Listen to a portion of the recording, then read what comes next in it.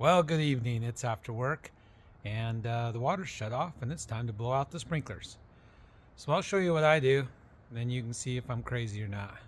But I do this every year and it seems to work great.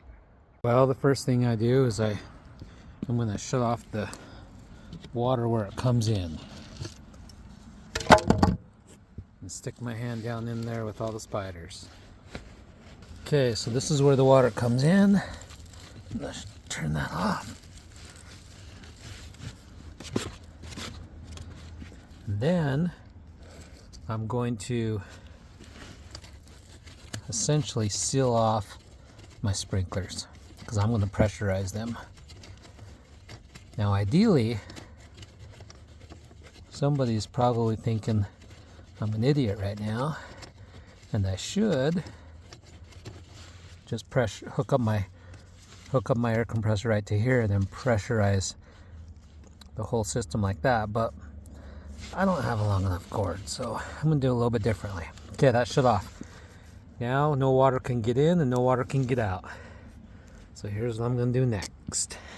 All right, next I take this little contraption I built. Gosh, I built this over 20 years ago. All it is a hose bib on a pipe that connects to my air compressor line. So I'm gonna hook this to one of my hose bibs. It's actually the one next to the garage here. So it is not in the front of the yard, it's in the back. And what I'm going to do is I'm going to pressurize this main line. And I'm going to connect this. Okay. So now I'm just going to run the compressor and I should be able to pressurize the whole system. And I'll let it run for 20 minutes and get some poundage in there. Okay, I'm just using my 30-gallon air compressor. I was using my big one for years, but it seized up on me a couple years ago.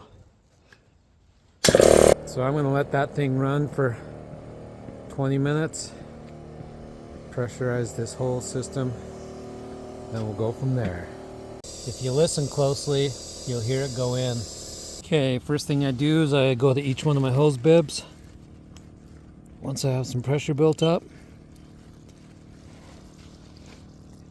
and I see if wow, that's not much.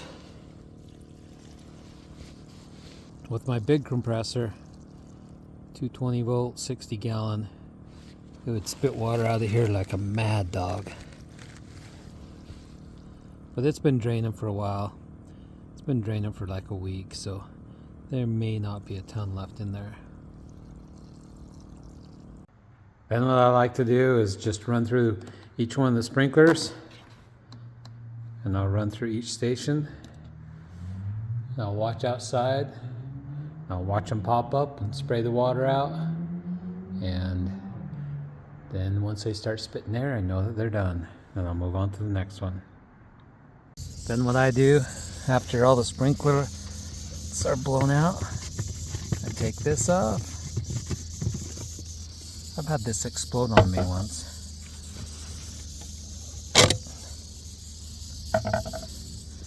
Then I open this back up and let all the water drain back.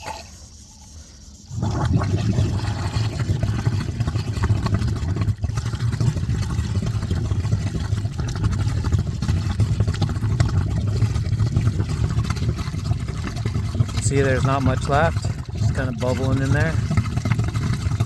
I don't have a rag on me, so I'll just suck it out right here. Okay, I'll finish it off with the rag. That's about it. I do one more thing. I throw a clean filter in, so she's ready to go when the water's turned on in the spring.